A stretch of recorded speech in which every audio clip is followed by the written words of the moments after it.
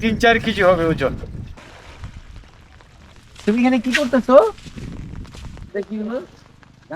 আসসালামু আলাইকুম guys, what's up, this is Imon sir, welcome back my other blog. আর আমি আসছি হচ্ছে কমলাকান্দা পৌরসভার পাঁচগাঁও গ্রামে। আর আমার পেছনে হচ্ছে ভারতের মেঘালয় রাজ্য। এখান থেকে ভারতের পাহাড়গুলো এবং মেঘগুলো দেখতে পাচ্ছি। তো সকাল সকাল তারা মাছ ধরে নিয়ে আসছে। চল দেখে কিছু মাছ।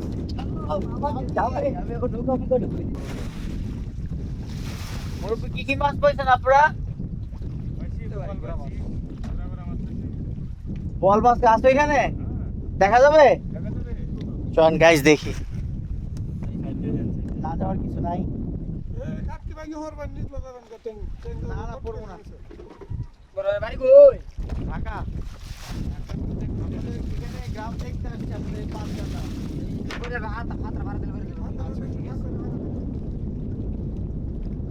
পেছন পাহাড় এলাকা। না যাইনি, স্টার্টিং করলাম এখন মাত্র, যাবো। ওটা সময় রওনা দিছি। রাত্রে রওনা দিছি। বল মাছ, কই মাছ, লাড়ি মাছ, কই মাছ। এটা কি দেশি কই? দেশি। হাওড়ের মাছ গাইস, সকাল সকাল হাওড়ের মাছ ধরে নিয়ে আসছে। হাওড়ের সুস্বাদু মাছ। আমরা এর আগের বার তো আড়িয়াল বিলে মাছ পাই না, দেখেন বোয়াল মাছ। আরো কি আছে? কই আছে, কই আছে, লাঠি আছে, লাঠি আছে, তারপর হলো এটা কি বলে, বাইলারা মাছ আছে, বিভিন্ন জাতের মাছ। আইটেম আছে।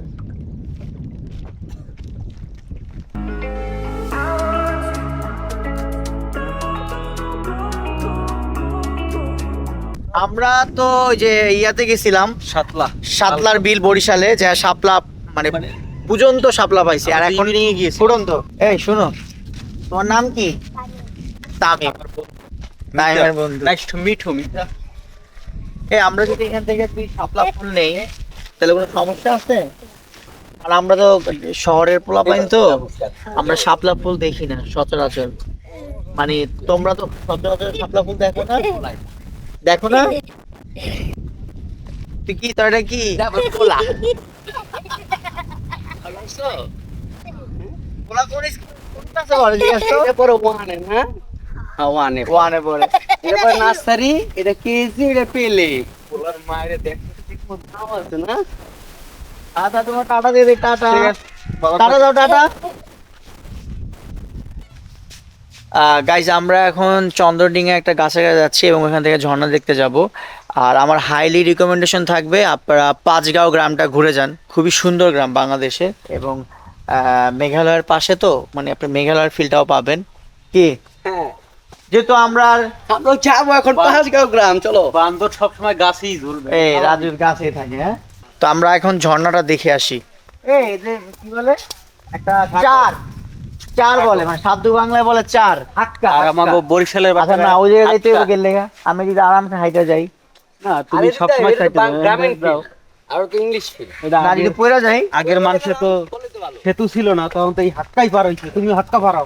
বরিশালের ভাষা তো মানে হাক্কা। হাক্কা না, হাক্কা। হাক্কা হাক্কা হাক্কা পারাইতেছি তো গতি। এলাম আজকে রাজু। হাক্কা পরের হাক্কা ভাঙিয়ে যায় আবার জরিমানা। লাগাস না। ইভেন্ট ভয় পাই যাচ্ছে। না ভয় পাইছি না, ভাই তিনি পারা কোন তোমরা লাফালাফি করো না। দুলাবি না সাইডে কইছি দুলাবি না। রাজু তুই কি ফায়দামি করো? আরে না, এই দেখ, এটা দেখ কি অবস্থা, দেখ এটা দেখছ কি অবস্থা। আস্তে আস্তে, আসলে রিস্ক তো। এ কি দাঁড়া দাঁড়া দাঁড়া, এমন কেন? এমনই না, রিক্স হয়ে গেছে। চলে এসেছি আমি পাহাড়ে। আসলে তো অনেক সুন্দর পাহাড় রে বন্ধু। ওয়াও জোস। হ্যাঁ, সবুজ একবারে সবুজ। আর এখন তো বর্ষাকাল গাইস, বর্ষাকালে হচ্ছে মানে পাহাড়ের সৌন্দর্য দেখা যায়, মানে মানে প্রকৃতি সবুজ সবুজ মনে দেখা যায় আর কি বর্ষাকাল। তুই না মেঘালয় মেঘালয় করস, যে আমরা যতই মেঘালয়ের কাছে যাচ্ছি ততই বৃষ্টি আমাদের ভিজাই দিচ্ছে। প্রচুর বৃষ্টি হইতেছে। হ্যাঁ, আমরা সাকসেস মেঘালয়। না যদি আমরা আবার মেঘালয় যাই তাহলে বস, তাহলে যাইতে হলে অবশ্যই ছাতা অথবা রেইনকোট নিয়ে যাইতে তা হবে। তো অবশ্যই, সবসময় বৃষ্টি হয়, সবসময় কিন্তু বৃষ্টি হয়। ওয়েদারটা খুব কি রোমান্টিক Nice. টাইপের। নাইস টাইপের। তুই তো রোমান্টিক বেশি বুঝছিস তাই না, মানে রোমান্টিক ছাড়া রাজু আবার কথা বলে না। বৃষ্টি তো রোমান্টিক রোমান্টিক চাই, বৃষ্টি হচ্ছে রোমান্টিক, রাইট, বৃষ্টি হচ্ছে মনের ভেতরে রোমান্টিক ক্রিয়েট করে। তো আমরা ফাইনালি চলে আসছি চন্দ্রডিঙায়। এখানে অনেক সুন্দর একটা মানে পাহাড় এবং মানে সবুজ প্রকৃতি দেখতে পাচ্ছি। আর এখানে একটা বিশাল মানে সবচেয়ে সুন্দর হচ্ছে এই গাছটা, মেবি অনেক পুরানো, শাখা প্রশাখা মেলে আছে, খুবই সুন্দর। নাম কি দেখায় তো বটগাছের মতো। বলতে পারি না বট গাছ কিনা। চলো সামনে আরো অনেক কিছু সুন্দর আছে, এগুলো দেখি। আমাদের প্রাকৃতিক সৌন্দর্য। প্রাকৃতিক সৌন্দর্য এই যে নরমালি অনেক ও এগুলো তো ন্যাচারাল হয়ে গেছে, এত সুন্দর জায়গা। সত্যি কথা। হ্যাঁ, এর পরিবেশ সুন্দর থাকবে। হ্যাঁ, কি অবস্থা, মনে হয় একটা মানে গার্বেজ বিন বানায় রাখছে পুরো এই জায়গাটারে। পরে এখানে এটা আমাদের এখন যে অবস্থা, আমাদের ন্যাচার হয়ে গেছে, মানে খাবো এখানে, হাইসা খাইতে মন চাইছে খায়া এখানে ফালাই থেকে যাবো। এটা ঠিক না। পরিবেশের সবকিছু চেঞ্জ। যখন বৃষ্টি জুতা ঠিক বৃষ্টি আছে। দরকার তখন বৃষ্টি হয় না, যখন বৃষ্টি দরকার না তখন আবার অনর্গল বৃষ্টি হয়। সো গাইস, আমরা এগুলা না করি, আমাদের পরিবেশটাকে আমরা হেফাজত করি, মানে তাদেরকে পরিবেশকে পরিবেশের মতো থাকতে দেই, এগুলা নোংরা না করি, এগুলা পরিবেশের জন্য হুমকি। আর পলিথিন তো বছর বছর কিছু হয় না। ভালো লাগছে, রাজু বলতেছিল বারবার যে ওইরা টপকায়া, ওই পাশে তো ভারত বর্ডার, ও বলতেছে যে টপকায়া চলে যায়, যেহেতু এখানে বিএসএফ না, ওইখানে সরি এখানে যেহেতু বিডিআর নাই, ওইখানে বিএসএফ নাই। হ্যাঁ, চলো আমরা যাই। তুই যা দেখ আছে কিনা বৈশা।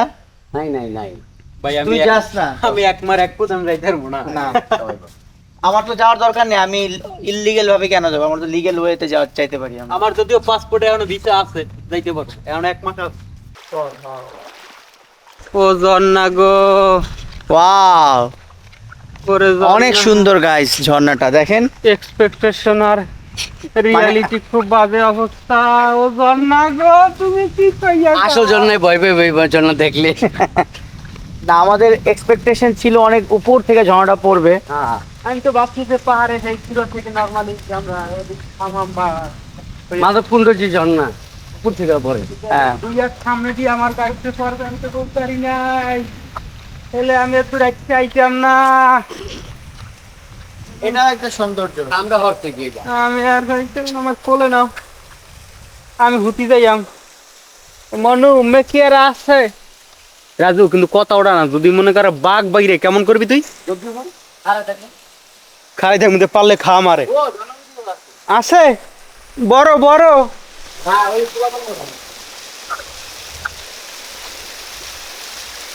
ওদিকেও আছে কিন্তু ওদিকে ভেসে যায় না, রেস্ট্রিক্টেড করা।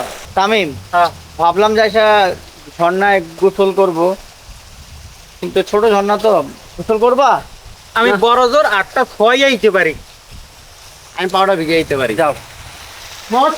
আমি হচ্ছে সামদাও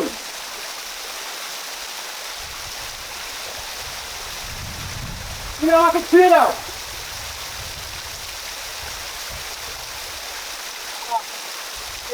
আরে আগে যাও, না তো তোমার শিখো কিভাবে। ভালো লাগলো ঝর্ণাটা দেখা। এখন আমরা, আমার কাছে ঝর্ণার থেকে নর্মালি পাঁচগাঁটাও ভালো লাগছে, মানে গ্রামটা অনেক সুন্দর গাইস। এই ঝর্ণাও সুন্দর, ঝর্ণার থেকে বেটার মোর দেন বেটার হচ্ছে পাঁচগাঁওটা অনেক সুন্দর। চলো আমরা এখন যাই। Bye bye darling. আল্লাহ হাফেজ, যাই। আমার দরকার আমারে, খালি আমার ডাক্তার আছে, খালি পাহাড়ে ডাক্তার। আসবো, আমি আসবো, থাক। আমরা এখানে আসছি পাঁচগাঁওতে, এত বৃষ্টি হয়েছে, তো এখানে এক স্থানীয় এক ভাই আমাদের হেল্প করছে, স্পেশাল থ্যাঙ্কস। তাহলে আমরা পুরো ভিজতাম, মানে তো ভাইটা আমাদের মানে রেস্ট করার জন্য রুমটা দিছে, ভাইকে থ্যাঙ্কস। যে আমরা আসলে বাঙালিরা যে অতিথি পরায়ণ, এটা একটা প্রমাণ। আমাদের চিনে না, জানে না, আমাদের এই একটু বৃষ্টির মধ্যে আমাদের দেখে পরে বলছে যে ভাই কোথা থেকে আসছেন, বলছি ঢাকা থেকে, বৃষ্টি অনেক হবে ভাই, আপনার একটা রুম দিচ্ছি, আমরা বাসা দিচ্ছি। চলেন আমরা এখন, এখানে একটা নদী আছে মহাদেব নদী, এবং এখান থেকে ভারতের সাথে কানেক্টিভিটি নদীটা, এবং এখান থেকে মানুষ জীবিকা অন্বেষণ করে কয়লার উত্তোলনের মাধ্যমে, সেটা আমরা দেখব। চলো গাইজ, আমরা চলে আসছি মহাদেব নদীতে। এটা ভারত থেকে নদীটা আসছে বাংলাদেশে। আর এখানে হচ্ছে পাথর এবং কয়লা উত্তোলনের মাধ্যমে এই স্থানীয় মানুষজন জীবিকা অর্জন করে। টুপটুপ করে বৃষ্টি পড়তেছে। মানে ব্যাপারটা হচ্ছে কি, বাংলাদেশের এখন তো ওয়েদার বৃষ্টি চলতেছে, রেইনি সিজন, বা একটু বৃষ্টিপাত বেশি হচ্ছে। তার উপরে হচ্ছে মেঘালয়ের পার্শ্ববর্তী জেলা, মানে এর জন্য আরো মানে বৃষ্টি প্রায় বেশি হচ্ছে। এখন প্যান্ট খুলে জোতা হাতে লও, হ্যাঁ কামে লাগবে। সেটাই। কারণ আমি গেছিলাম জুতোলা হাতে নিয়ে দেবো গাইস, আর প্যান্ডারে হলো উপরে কিস মারতো মারতে হবে। Bye bye.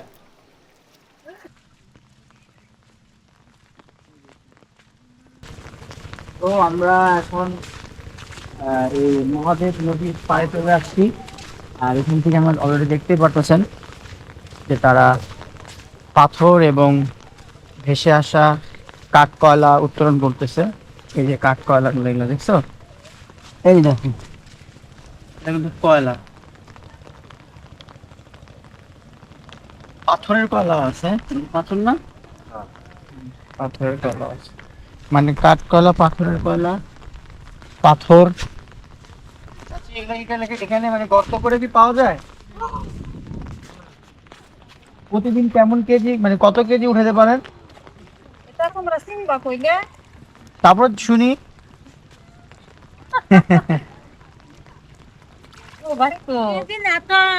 তাহলে বস্তা হিসাবে, হ্যাঁ মন হিসাবে। তো প্রতিদিন মানে 1 মণ তোলা যায়? থাকলে তোরে বাবা তুলো নিয়ে যায় এখন। আর মানুষে তো মনে হয় যারা পুরানা তুলে হেরা তো তুলে 4 মণ 5 মণ তুলে তুলে। কত না আইলে তো কয়লা 20 টাকা টাকা তুলে দিচ্ছে। সব চলে গেছে না? আমরাই গেছি। কেমন মন কেমন দেয়? 400 টাকা মণ আছে না তো দিন সারা দিন। কমে গেছে না? কয়লা বেশি। খালি এগুলা মানে এই যে এগুলা ফালা নিতে হয়, আর এগুলা হচ্ছে আপনার এগুলা বিক্রি হয় না? এগুলো হলো কয়লা, মানে এগুলো হচ্ছে 400 টাকা করে মন বিক্রি করে, 1 মণ।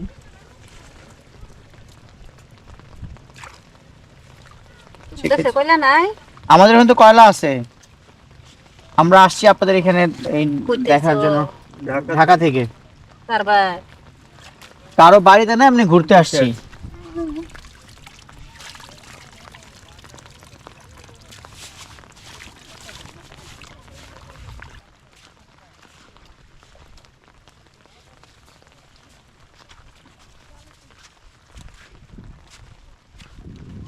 দর্শকদের কাছে কেমন লাগতেছে তার আগে আমরা আমার টিমে জিজ্ঞেস করি যে তোমাদের কাছে এই যে নেত্রকোনা, এটা কেমন লাগছে?